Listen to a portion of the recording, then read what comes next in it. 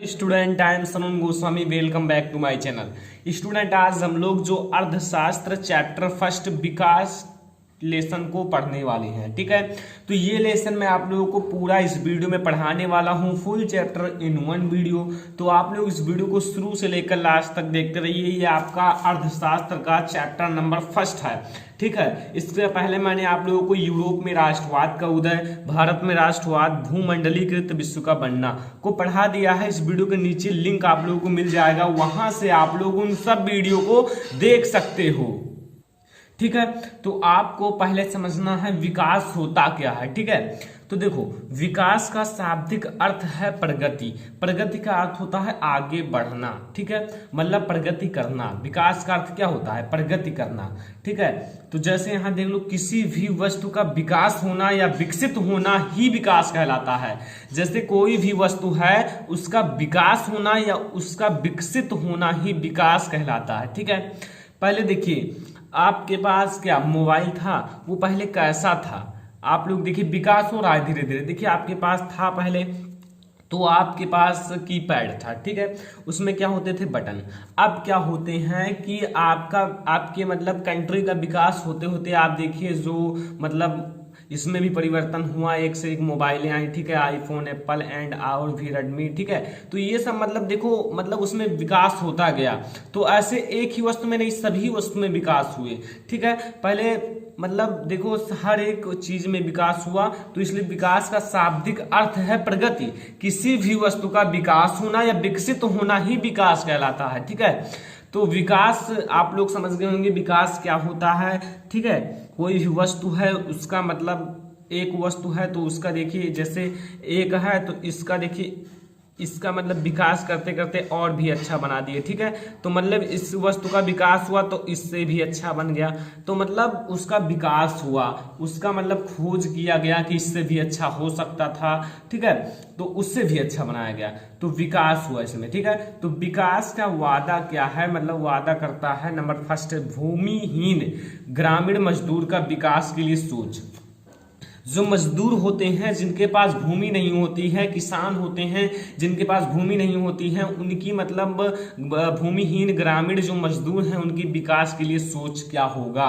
ठीक है, जैसे अगर कोई भी किसान है, उनके पास जमीन नहीं है और मतलब वो मजदूरी करता है, तो वो कैसे विकास करेगा? मतलब उसकी विकास की सोच कैसे होगी कि हमें भी विकास करना है। ठीक है, हमें भी एक अच्छा सा हाउस बनाना है, तो मतलब उनका मतलब सोच कैसा होगा? समझो, यहां मैंने लिखा है काम करने के लिए अधिक दिन। मतलब काम करना है तो हमें यहाँ मतलब अधिक दिन मिले काम करने के लिए। मतलब ये नहीं कि बीच में 2-4 दिन किया फिर छोड़ दिया मालिक ने। ठीक है, नहीं, मतलब काम करने के लिए उन्हें अधिक दिन मिले। मतलब ज्यादा से ज्यादा 100 दिन, 50 दिन, मतलब जितने मिले उन्हें काम करने के लिए अधिक दिन और बेहतर मजदूरी। मतलब उन्हें मजदूर मतलब मजदूरी करता है तो उन्हें बेहतर मजदूरी मिले। ये नहीं कि उन्हें मतलब 300 है तो उन्हें और भी कम कर दिया जाए, उन्हें कम में रखा जाए। नहीं, बेहतर मजदूरी और खेतों की अच्छी सिंचाई मिले। अब उनके पास मतलब खेतें ना हों तब भी वो ले सकते हैं, मतलब छोटे दामों पर, तो वो खेतों की अच्छी सिंचाई मिले। ठीक है, जो खेत होते हैं उनको अच्छी सिंचाई मिले, उनकी फसलें अच्छी हों, यही एक किसान या भूमिहीन ग्रामीण के विकास की सोच होता है। ठीक है, और उनके बच्चे जो हों वो उत्तम शिक्षा प्राप्त करें, अच्छे शिक्षा प्राप्त करें, ताकि वो आगे चलकर बहुत सारे ऐसे खेतों को खरीदें। ठीक है, अच्छे अच्छे नौकरी पाएं। तो मतलब उनके विकास करने का सोच यही होता है कि हम काम करें अधिक दिन तक, कहीं भी जाएं वहां हमें अधिक दिन तक काम मिले, मतलब भटकना ना पड़े, इधर उधर की काम नहीं मिल रहा है। नहीं, उनको मतलब काम करने के लिए अधिक दिन मिले और बेहतर मजदूरी, मतलब मजदूरी में कोई कटौती ना हो, बेहतर मजदूरी मिले और खेतों की अच्छी सिंचाई मिले, और खेत की अच्छी सिंचाई मिले और उनकी फसलें अच्छी हों, ताकि फसलें जब अच्छी होंगी तो उनके पास मतलब धन भी होंगे, उन्हें जब बिक्री करेंगे तो उनके पास धन भी होंगे। तो मतलब यही है कि उनकी यही सोच होगी। अब बच्चों को उत्तम शिक्षा मतलब उच्च शिक्षा मिले, ये भी उनकी सोच होती है। अगर हाँ किसी भी किसान है, उनके पास बच्चा है तो उन्हें एक उच्च शिक्षा मिले, तो ये भी एक किसान की सोच होती है। ठीक है, तो ये होता है भूमिहीन ग्रामीण मजदूर का विकास के लिए सोच। तो यहाँ तक तो आप लोगों को समझ में आ गया होगा, मतलब यही सोच होता है उनका। अब हम लोग आगे देखने वाले हैं। अगर यहाँ से नहीं समझ में आया हो तो आइए मैं आप लोगों को अपनी भाषा में एक एग्जाम्पल के साथ समझाता हूँ, मतलब दूसरा एग्जाम्पल के साथ समझाता हूँ अपनी भाषा में, ठीक है। समझो, मतलब ये समझो कि अगर किसी के लिए विकास हो रहा है तो वो किसी के लिए लाभदायक भी होगा, किसी के लिए हानिकारक भी होगा, ठीक है। अगर आपके पास एक मोबाइल है तो ये आपके लिए लाभदायक भी हो सकता है और हानिकारक भी हो सकता है। आप उसी से स्टडी करके, ठीक है, स्टडी करके 95% भी ला सकते हो। एक बच्चा स्टडी करके 95% उसी से ला सकता है, एक मोबाइल से। और वही अगर दूसरे बच्चे को देखा जाए तो वही उसी को पाकर 70% भी नहीं ला पाएगा। तो सब सोच पर निर्भर होता है, आप उसका कैसे उपयोग करते हो, मतलब ये आपको विकास देगा या विनाश देगा, यही आपकी सोच पर निर्भर करता है।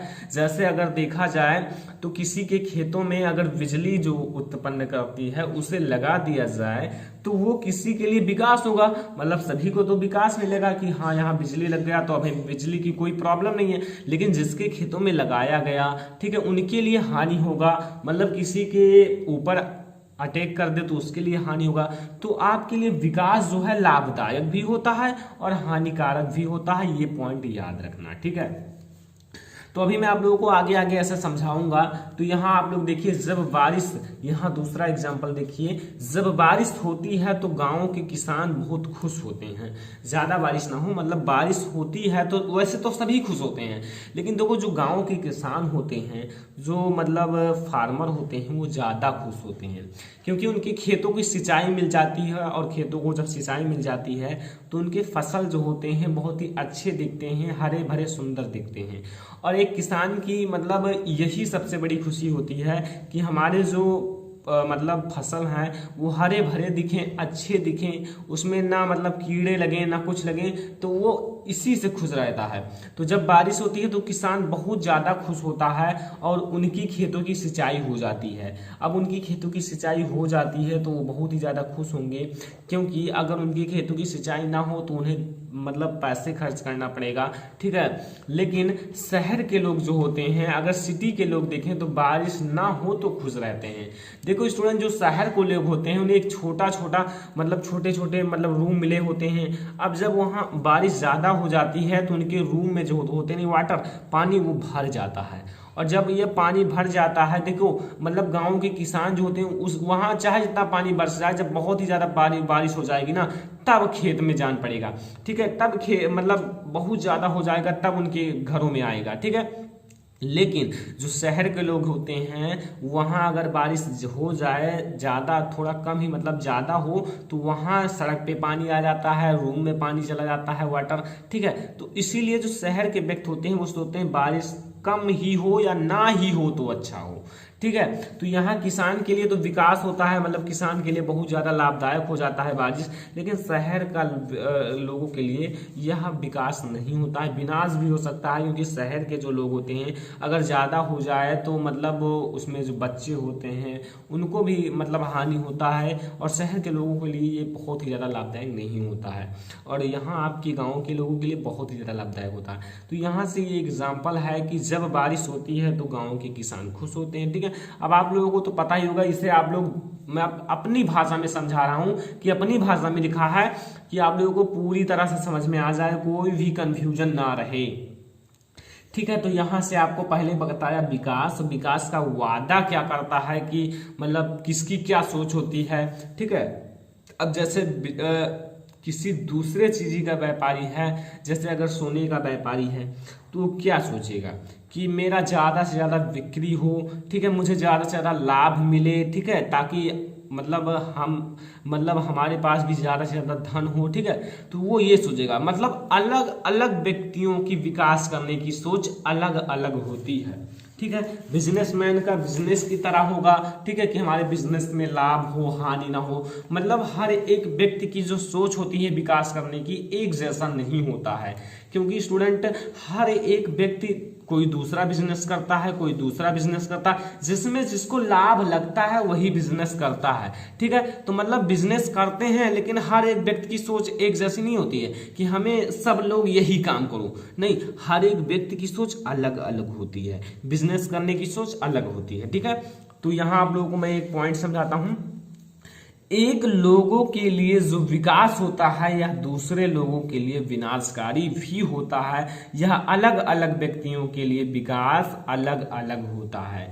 अगर किसी भी व्यक्ति के लिए विकास जो है, विकास मतलब कोई भी व्यक्ति है वो काम कर रहा है तो उसके लिए तो विकास हो रहा है, मतलब उसका विकास हो रहा है, लेकिन ये दूसरे व्यक्ति के लिए विनाशकारी भी हो सकता है, मतलब विनाशकारी भी हो सकता है। ठीक है, यह अलग अलग व्यक्तियों के लिए विकास अलग अलग होता है। ठीक है, तो यहां से मैंने कुछ पॉइंट समझा दिए हैं विकास के बारे में। ठीक है, विकास था, विकास पार्ट है, तो विकास के बारे में समझाना बहुत ही ज्यादा जरूरी हो जाता है। तो यहां से आप लोग इसे नोट कर लेना स्टूडेंट। ठीक है, नोट बना लीजिए ताकि आप लोगों को दिक्कत ही ना हो, और यहां से आप लोग विकास को पूरा नोट कर लीजिए। विकास का शाब्दिक अर्थ है प्रगति, किसी भी वस्तु का विकास होना या विकसित होना ही विकास कहलाता है। फिर वादा इनके जो है, ठीक है, और फिर अन्य टॉपिक जो हैं, आइए दूसरा एग्जाम्पल समझते हैं। और यहाँ एक छोटा सा टॉपिक है, तो यहाँ से आप लोगों को ये तो समझ में आ गया विकास के बारे में। अब हम लोग आगे देखते हैं। अब यहाँ स्टूडेंट आती है प्रति व्यक्ति आय, एक अगला टॉपिक, और इसको जानना जरूरी है। प्रति व्यक्ति आय मतलब प्रति व्यक्ति यानी कि एक एक व्यक्तियों की आय, मतलब ज्यादा जनसंख्या होती है, ठीक है, देशों में, तो एक एक व्यक्ति की आय। तो इसे कैसे मतलब डिफिनीशन दें, इसे ज्ञात भी करना पड़ता है। ठीक है, तो देश की कुल आय मतलब जो देश है, कंट्री है, एक कंट्री का जो कुल आय मतलब बताया जाता है कि मतलब इस वर्ष इस कंट्री का इतना आय है। ठीक है, तो कुल आय को जनसंख्या मतलब देश की जितनी जनसंख्या है, ठीक है, उससे भाग देकर निकाली जाती है। औसत आय को प्रति व्यक्ति आय कहते हैं, इसी औसत आय को प्रति व्यक्ति आय कहते हैं। अब समझो, मैं आप लोगों को समझाता हूं कैसे। देखो, अगर यहां देखा है देश का कुल आय, मतलब मैं आप लोगों को एक परिवार से समझाता हूं, ठीक है, देश से नहीं, एक छोटे से परिवार से समझाता हूं। जैसे एक परिवार है जिसमें है कितने फैमिली, 10 फैमिली, ठीक है, 10 फैमिली हैं। आपको प्रति व्यक्ति आय निकालना है, तो उसमें जो है 10 फैमिली है, मतलब अगर जनसंख्या देखा जाए तो जितनी देश में जनसंख्या उतना रखो। मैं यहाँ एक परिवार का निकालता हूं जिसकी जनसंख्या 10 है, ठीक है। अब अगर उनकी जनसंख्या 10 है और वो मतलब क्या करते हैं कि उनकी परिवार की जो आय है वो है 1000, ठीक है। तो अब यहां से देखो, यहां से मैं इसे कट कर देता हूं, और एक एक व्यक्ति की आय जो होगी 100 रुपये होंगी, ठीक है। अगर देखो, एक व्यक्ति की आय जो होगी प्रति व्यक्ति आय की रुपया 100 होगा, और ऐसे 10 व्यक्तियों की 1000 होगा। तो ऐसे निकाला जाता है स्टूडेंट। यहां मैं 1000 रखा हूं, यहां आप लोग इनकी कुल आय जो देश का कुल आय है यहां रख दो, और यहां जितनी जनसंख्या वो रख दो, और भाग दे दो, आ जाएगा। जैसे मैंने सोचा कि एक व्यक्ति मतलब 10 परिवार है, इनका मतलब जो आय है 1000 है, ठीक है, और परिवार है 10, तो यहां मैंने किया तो एक एक व्यक्ति का 100 रुपये आता है, ठीक है। अब 100 को 10 से गुणा करोगे 1000 हो जाएगा, ठीक है। तो ऐसे आप लोगों को निकालना है, ठीक है। बहुत इजी है, आपको जनसंख्या पता हो, देश का कुल आय पता हो, बस भाग देना तो एक छोटे से बच्चे का काम होता है। तो यहाँ देश की कुल आय को जनसंख्या से भाग देकर निकाली जाती है, औसत आय को प्रति व्यक्ति आय कहते हैं। अब यहां से हमें एक औसत, लगभग औसत आय मिलेगा। लगभग क्यों मिलेगा? क्योंकि मतलब बिल्कुल पक्का नहीं कि एक एक व्यक्ति इतना ही कमाता है, तो इसलिए औसत आय से कहा जाता है, ठीक है, मतलब औसत लगाया जाता है। ऐसे ही देश में औसत लगा दिया जाता है कि एक व्यक्ति कितना लगभग कमाता है, ठीक है। तो यहां से आप लोगों को पता चला प्रति व्यक्ति आय। अब हम लोग देखेंगे स्टूडेंट शिशु मृत्यु दर, ठीक है, मतलब शिशु जो होते हैं, छोटे बच्चों का मृत्यु दर क्या होता है। देखो, किसी वर्ष, यहाँ किसी वर्ष, ठीक है, में पैदा हुए, मतलब किसी वर्ष में पैदा हुए 1000 जीवित बच्चे, 1000 जीवित बच्चों में से, मतलब बच्चों में 1 वर्ष की आयु पहले मर जाने वाले बच्चों का अनुपात को मतलब शिशु का मृत्यु दर कहते हैं। मतलब क्या है कि किसी वर्ष में पैदा हुए 1000 जीवित बच्चे, मतलब जो मतलब 1000 जो मतलब जीवित बच्चे हैं, मतलब जी रहे हैं उनको, और में से 1 वर्ष की आयु पहले, मतलब 1 वर्ष के पहले मर जाने वाले बच्चे, मतलब जितने 1000 जीवित बच्चे और 1 वर्ष के पहले मर जाने वाले बच्चों का अनुपात जो होगा उसे कहते हैं शिशु मृत्यु दर। समझ में आया? मतलब कह रहा है कि किसी वर्ष, कोई भी वर्ष ले लो, किसी वर्ष में पैदा हुए 1000 जीवित बच्चों में से वर्ष, मतलब 1 वर्ष की आयु पहले मर जाने वाले बच्चों का अनुपात को शिशु मृत्यु दर कहते हैं। ठीक है, ठीक है। तो यहां से आपको समझाया शिशु मृत्यु दर और प्रति व्यक्ति आय कितना इजी है, अगर आप लोग थोड़ा इजी वे से समझो। मतलब इसे, मतलब आपको ध्यान से केवल इसी पर ही अपने मतलब माइंड को सेट करना है। मैं इस चैप्टर को पढ़ा रहा हूं तो आपको ये नहीं सोचना है यार मैं कैसे तैयार करूंगा, यूरोप में राष्ट्रवाद, भारत में राष्ट्रवाद, भूमंडलीय की विश्व का बनना, ये सब नहीं सोचना है। इन सब का लिंक डिस्क्रिप्शन में मिल जाएगा और उसे नहीं सोचना है। सोचना क्या है कि हमें विकास कैसे पढ़ना है, वो भी नहीं सोचना है। मैं पढ़ा रहा हूँ शिशु मृत्यु दर, तो इस पर ध्यान दो, इस पर क्या कह रहे हैं सर। ठीक है, तो यहाँ आपको ये समझ में आया, तो यहां तो आपको समझ में आ गया होगा शिशु मृत्यु दर। ठीक है, आगे है राष्ट्रीय विकास, यानी कि जो राष्ट्र है स्टूडेंट, उसका विकास कैसे होता है। ठीक है, राष्ट्र अपना है, उसका विकास कैसे होता है। तो विकास कैसे होता है यहां मैं आप लोगों को समझाता हूं। देखो, क्या सभी विचारों को बराबर का महत्व दिया जा सकता है? जो सभी विचार हैं उनको बराबर का महत्व दिया जा सकता है, या यदि परस्पर विरोधी हैं, यदि मतलब जो परस्पर विरोधी हैं तो निर्णय कैसे किया जाए, ये सब सवाल हैं। ठीक है, यदि लोग जो हैं परस्पर विरोधी हैं तो उन पर मतलब निर्णय कैसे किया जाए कि मतलब विरोधी ना रहे। ठीक है, तो निर्णय कैसे किया जाए। अगला है सभी के लिए न्यायपूर्ण और सही राह क्या है। मतलब राष्ट्र में जो है ना सभी लोग, उनके लिए न्यायपूर्ण और सही रास्ता, सही वे क्या है। ठीक है, ये सब मतलब राष्ट्रीय विकास के बारे में आता है कि राष्ट्र का विकास हो। अब राष्ट्र का विकास लेकर, अब समझो, अगर अपना खुद का विकास लेकर चलोगे तब तो खुद के लिए सोचो, लेकिन अब जब पूरा राष्ट्र का ही विकास ले लिया तो सभी के बारे में सोचना पड़ेगा, क्योंकि जब राष्ट्र का विकास करना है तो सभी जो राष्ट्र में है व्यक्ति, सभी को विकास करना पड़ेगा, तभी तो राष्ट्र का विकास होगा। कि खुद राष्ट्र विकास कर लेगा नहीं, हर एक व्यक्ति को विकास करना पड़ेगा, तब राष्ट्र का विकास होगा। ठीक है, तो सभी जो हैं, सभी के लिए न्यायपूर्ण और सही राह क्या है। अगला, हमें यह भी सोचना होगा कि क्या कार्य करते हैं का कोई बेहतर तरीका है ताकि सभी का लाभ हो। मतलब हम कोई कार्य करते हैं, मतलब अकेले कोई कार्य करते हैं, ठीक है, लेकिन हमें यह भी सोचना चाहिए क्या इसका कोई और बेहतर तरीका है। मतलब हम इस काम को करते हैं तो इसका कोई और बेहतर तरीका हो है ताकि सभी का लाभ हो। मतलब राष्ट्र में जो है सभी लोग, तो इन सभी का लाभ हो, ये नहीं कि मेरा खुद लाभ हो गया बस काम बराबर। नहीं, राष्ट्र का विकास है तो राष्ट्र में सभी का लाभ हो। ठीक है, मतलब हम कोई कार्य करें, हमें यह सोचना होगा कि क्या कार्य करने की कोई बेहतर, मतलब क्या कार्य करने का कोई बेहतर तरीका है ताकि सभी का लाभ हो।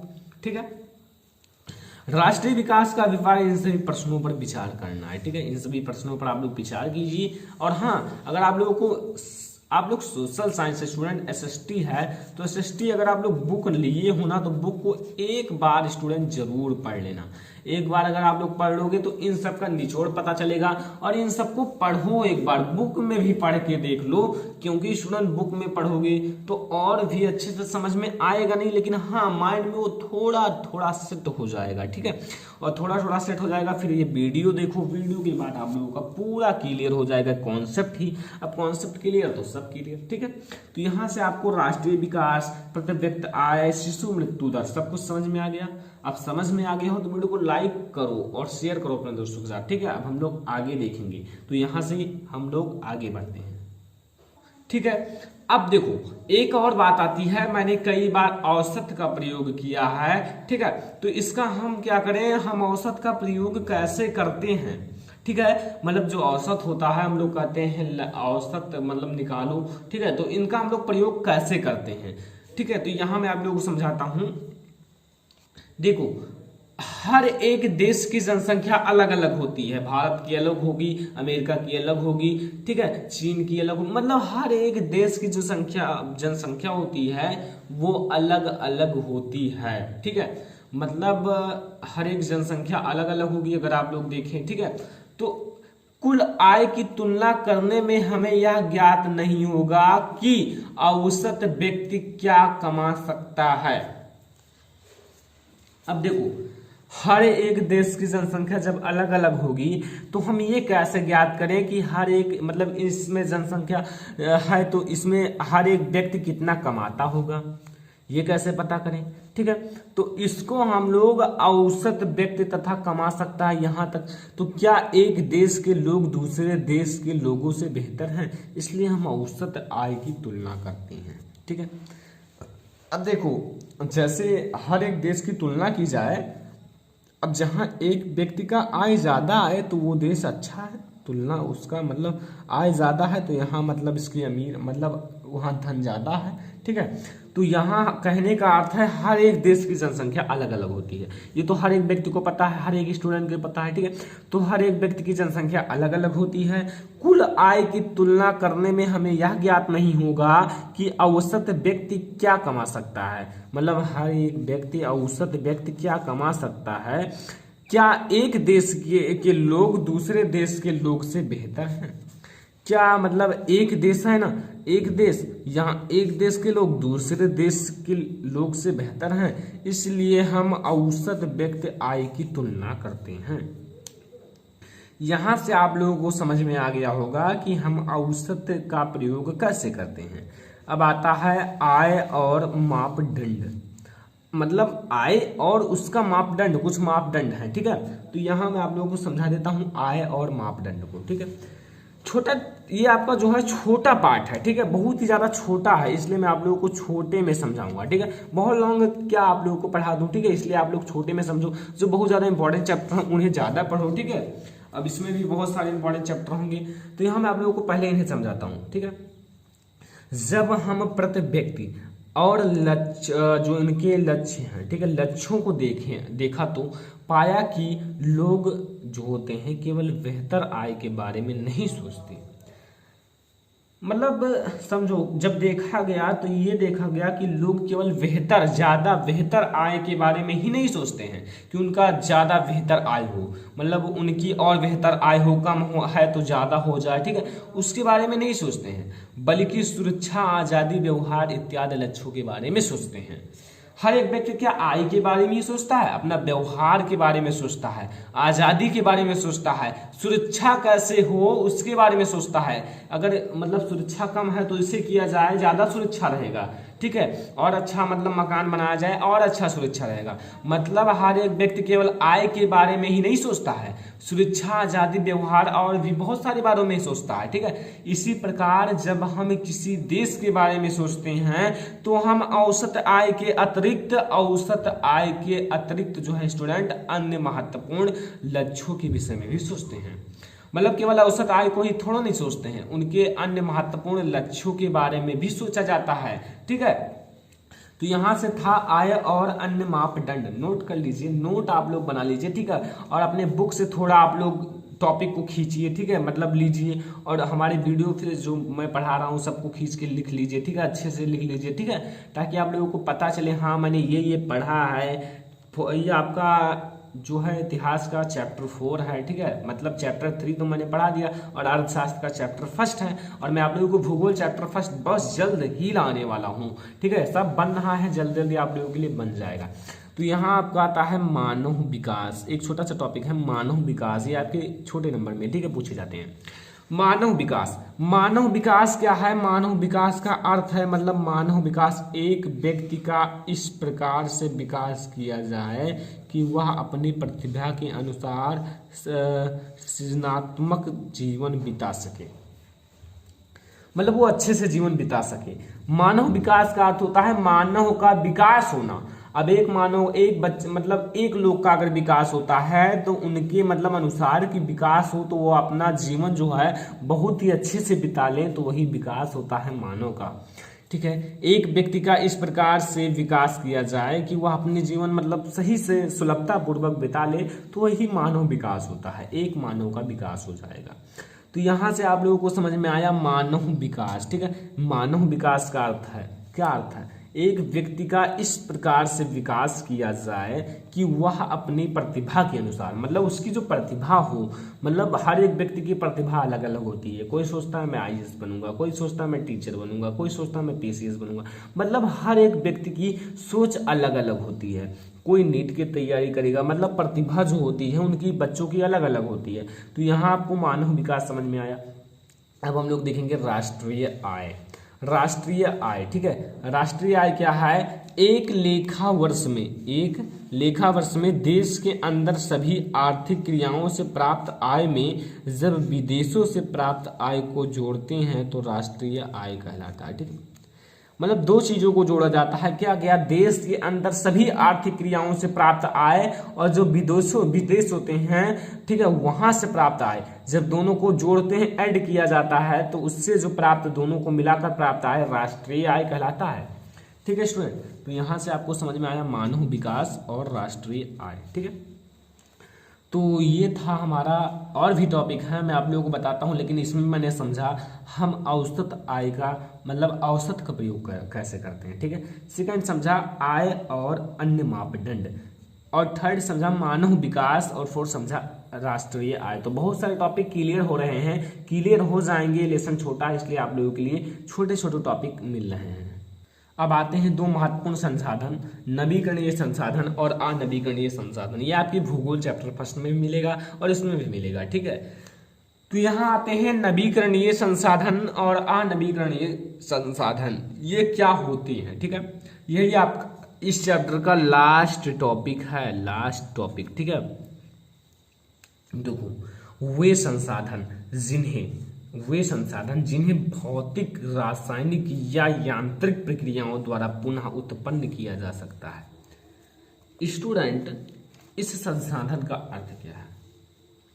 सौर ऊर्जा है, ठीक है। सौर ऊर्जा अगर एक सौर ऊर्जा है वो मतलब क्या है, खराब हो जाए, तो उन्हें हम लोग भौतिक, रासायनिक या यांत्रिक प्रक्रियाओं द्वारा दोबारा उत्पन्न किया जा सकता है। एक सौर ऊर्जा अगर ना हो तो उन्हें हम दोबारा बना सकते हैं, ठीक है।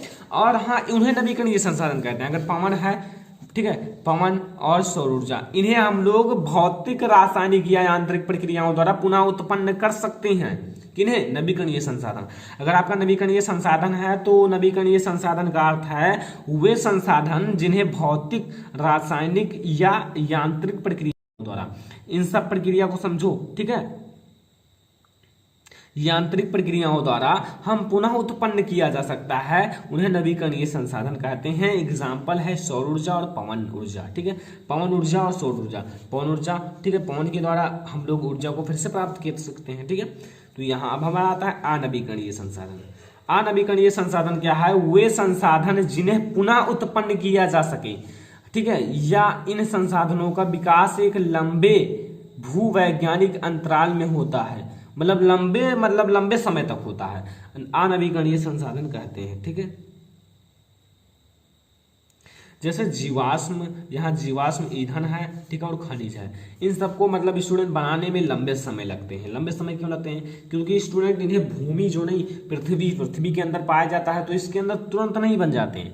जीवाश्म ईंधन बनने में समय लगता है, ठीक है। मतलब यहाँ समझो, वे संसाधन जिन्हें पुनः उत्पन्न किया जा सकता है, पुनः उत्पन्न किया जा सकता है, लेकिन यह संसाधन या इन संसाधनों का विकास एक लंबे भूवैज्ञानिक अंतराल में होता है, मतलब लंबा समय लगता है इनको उत्पन्न करने में, ठीक है। नवीकरणीय में क्या है कि इसमें भौतिक या रासायनिक या यांत्रिक प्रक्रियाओं द्वारा पुनः उत्पन्न किया जा सकता है, तुरंत उत्पन्न किया जा सकता है, ठीक है, मतलब समय ज्यादा नहीं लगेगा। लेकिन वही अनवीकरणीय संसाधन में क्या है, लंबा समय लगता है, मतलब कई साल लग जाते हैं, बहुत सारे दिन लग जाते हैं, तो वो आपका अनवीकरणीय संसाधन होगा। अगर खनिज को प्राप्त किया जाए तो इसमें बहुत दिन लग जाएंगे, जीवाश्म ईंधन को भी प्राप्त करने में बहुत दिन लग जाएंगे, ठीक है। तो आई होप कि आप लोगों को वीडियो बहुत ही ज़्यादा पसंद आया। वीडियो पसंद आया वीडियो लाइक कर दीजिए, जल्द से जल्द 5000 लाइक तक पहुंचा दीजिए, ठीक है। और हाँ, अगर आप लोग चैप्टर फर्स्ट भारत में राष्ट्रवाद नहीं यूरोप में राष्ट्रवाद का उदय, चैप्टर सेकेंड भारत में राष्ट्रवाद, चैप्टर फर्स्ट थर्ड भूमंडलीकृत विश्व का बनना, इन 3 लेसन को नहीं देखा है, 3 को मैंने 3 अलग अलग वीडियोस में बनाया है, ठीक है। तो इन तीनों लेसन को नहीं देखा है तो इनका लिंक जो है स्टूडेंट इस वीडियो के डिस्क्रिप्शन में मिल जाएगा, ठीक है। लिंक आप लोगों को इस वीडियो के डिस्क्रिप्शन में मिल जाएगा, जरूर देखना। हर एक वीडियो को लाइक करना और अपने कम से कम 10 दोस्तों, अपने 10 फ्रेंड्स के साथ शेयर कर दो, ठीक है, ताकि मेरा जल्द से जल्द 100 के सब्सक्राइबर हो जाए और मैं आप लोगों के लिए स्पेशल वीडियोस ला सकूं, ठीक है स्टूडेंट। तो वीडियो पसंद आया हो तो लाइक जरूर करना, सब्सक्राइब जरूर कर लेना चैनल को, क्योंकि मैं आप लोगों को ऐसे वीडियोस देता रहूंगा। तो स्टूडेंट फिलहाल इस वीडियो में इतना ही, तब तक के लिए धन्यवाद।